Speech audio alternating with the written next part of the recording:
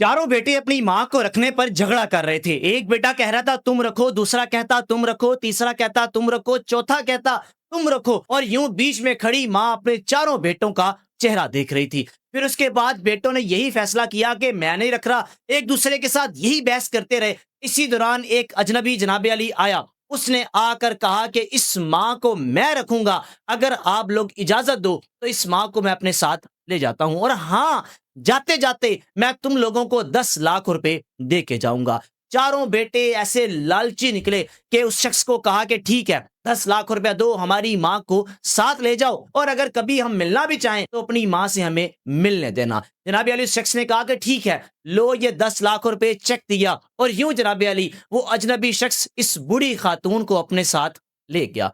जब लेकर निकला, गाड़ी में बिठाया। गाड़ी में बिठाने के बाद उस बूढ़ी खातून से कहा कि अम्मा जान, मेरी वालदा का इंतकाल हो चुका है, मैं अकेला अकेला हूँ, मुझे अपनी माँ की बड़ी याद आती है, लेकिन मुझे आपके बारे में पता चला है कि आपके बच्चों का सलूक ये है। मैं चाह रहा था कभी चलकर आपके घर आऊं, आकर आपको अपने साथ ले जाऊं, अपने घर में रखूं, आपकी खिदमत करूं, जिस तरह मैं अपनी माँ की खिदमत किया करता था। वो बूढ़ी खातून कहने लगी कि बेटा, तुम्हारी बीवी एतराज करेगी, लेकिन बदकिस्मती मेरी देखो कि मेरे 4 बेटे हैं, चारों में से एक बेटा भी मुझे अपने पास रखने के लिए राजी नहीं है। हाँ, उस अजनबी शख्स ने जाते जाते ये बात जरूर कही कि आज तुम्हारी माँ को लेकर तो जा रहा हूं, लेकिन इसके बदले तुम्हें 1 करोड़ रुपए अदा करने पड़ेंगे।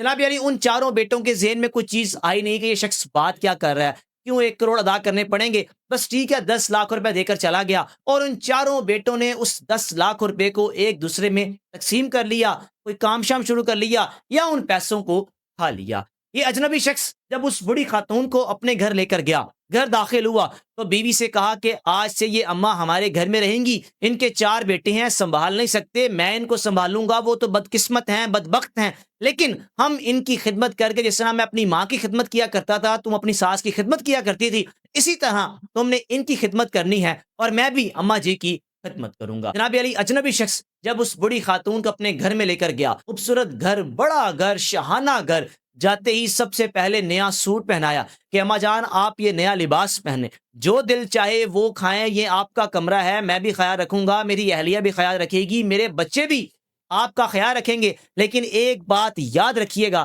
कि आपके बेटे आपके पास आएंगे, गिर गड़ा कर माफिया मांगेंगे, उस दिन आप पर है कि आप उनको माफ करती हैं या नहीं। जनाब अली उन चारों भाइयों ने तो 10 लाख रुपया ले लिया। फिर उसके बाद उस बूढ़ी खातून के नाम जिस घर में वो रहते थे, वो घर बहुत बड़ा था, उसकी कीमत भी तकरीबन कोई 1 से 1.5 करोड़ रुपए बनती थी, लेकिन वो घर किसके नाम था? इस बूढ़ी खातून के नाम।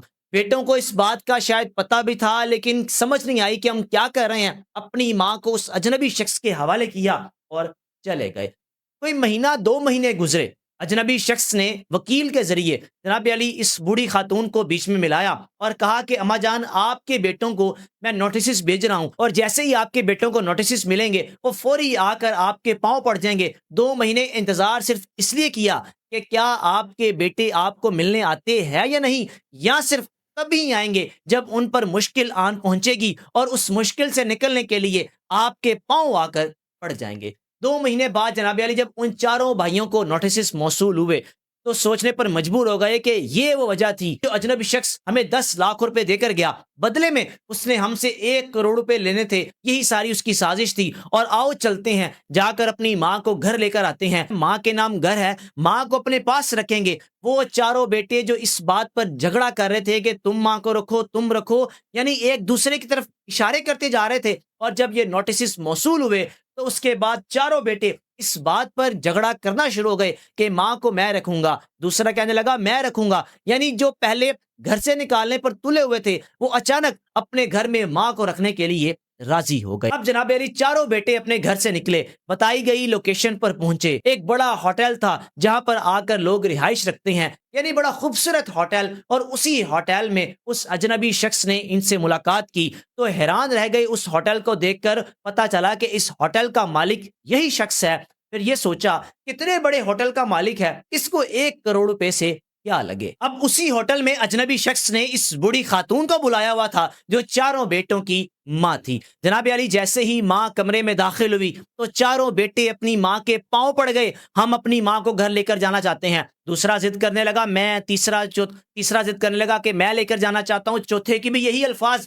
یوں جناب علی چاروں بیٹوں نے اپنی ماں سے معافی مانگی کہ اماں جان ابھی چلیں۔ پہلا بیٹا کہنے لگا کہ میں آپ کا خیال رکھوں گا، دوسرا کہنے لگا کہ پھل لا کر دیا کروں گا، تیسرا کہنے لگا کہ آپ کے صبح دوپہر شام پاؤں دبایا کروں گا، چوتھا کہنے لگا کہ مر جاؤں گا کبھی بھی آپ کو گھر سے نکلنے نہیں دوں گا۔ اپنے چاروں بیٹوں کی گفتگو یہ ماں سنتی جا رہی ہے اور کھڑے ہو کر کہا کہ آج اگر یہ 1 کروڑ کا نوٹس نہ ملتا تو تم لوگ کبھی بھی میرے پاس نہ آتے۔ یہ جھوٹ ہے کہ تم اپنی ماں کی محبت میں میرے پاس آئے ہو۔ آج اگر یہ میں گھر آپ لوگوں کے نام کر دوں اور ساتھ چلی جاؤں تو چند ہفتوں کے اندر اندر تم لوگ مجھے اسی مقام پر لا کر کھڑا کر دو گے جس مقام سے یہ اجنبی شخص مجھے لے کر آیا تھا۔ جناب علی بیٹے اول تو ماں کا لباس دے کر، ماں کی صحت دے کر، کیونکہ جس وقت بیٹوں نے ماں کو گھر سے نکالا یا ماں کو نہیں رکھ رہے تھے، ماں کی حالت کمزور ہو چکی تھی، جسم کپ کپا رہا تھا، لیکن اس اجنبی شخص نے بوڑھی خاتون کا خیال اپنی ماں کی طرح رکھا، اس کی صحت کا خیال رکھا، اس کی میڈیسن وغیرہ جو کچھ کر سکتا تھا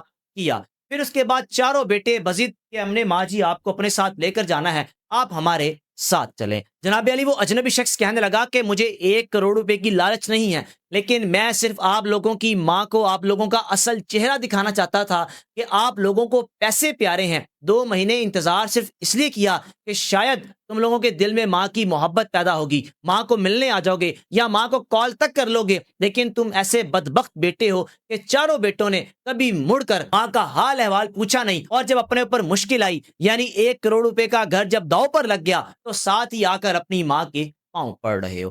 جناب علی ماں نے کوئی آدھا گھنٹہ ان بیٹوں کی ساری سچویشن دیکھی۔ ماں کا فیصلہ وہی ہونا تھا جو پہلے کر چکی تھی۔ ماں نے پھر اپنے بیٹوں سے کہا کہ لو میں سائن کرتی ہوں، یہ سارا گھر تم لوگ اپنے پاس رکھ لو، لیکن کیا ہے کہ نہ میں کبھی آپ لوگوں کے پاس آؤں گی اور نہ کبھی تم لوگوں نے میرے پاس آنا ہے، کیونکہ تم لوگوں نے جو میرے ساتھ کیا کل کو تمہاری اولادیں بھی یہی کریں گی۔ دنیا مکافات عمل ہے۔ اس اجنبی شخص نے مجھے چھت دی، یہ وہ اجنبی شخص ہے جس کا میرے ساتھ کوئی رشتہ بھی نہیں ہے، لیکن کیا ہے کہ تم لوگوں کے منہ پر ایک زوردار تماچا ہے۔ اجنبی شخص نے بیٹا بن کر میرا خیال کیا، تم لوگ 4 ہو، 4 وہ نہیں کر پائے جو یہ اکیلا میرے ساتھ کر رہا ہے۔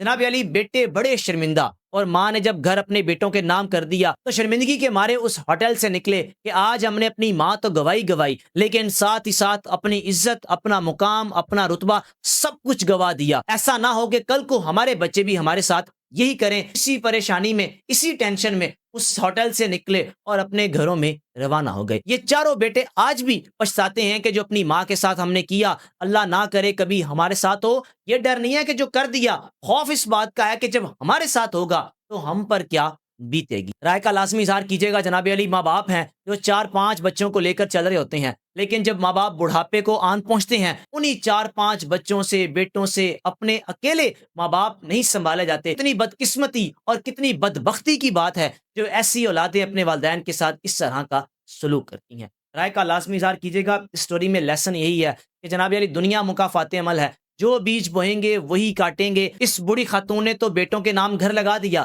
لیکن بیٹوں کے نام کروڑوں روپے کا گھر لگنے کے بعد بھی زندگی مشکل میں ہے، پریشانی میں ہے، سٹریس میں ہے کہ خدا نہ خواستہ کل کو اگر ہمارے ساتھ یہ ہوا تو ہمیں کون سنبھالے گا؟ آج ہماری ماں کو تو ایک اجنبی نے سنبھال لیا، ہمیں کون چھت دے گا؟ ہمیں کون عزت کی روٹی دے گا؟ میزبان کو اجازت دیجیے۔ اللہ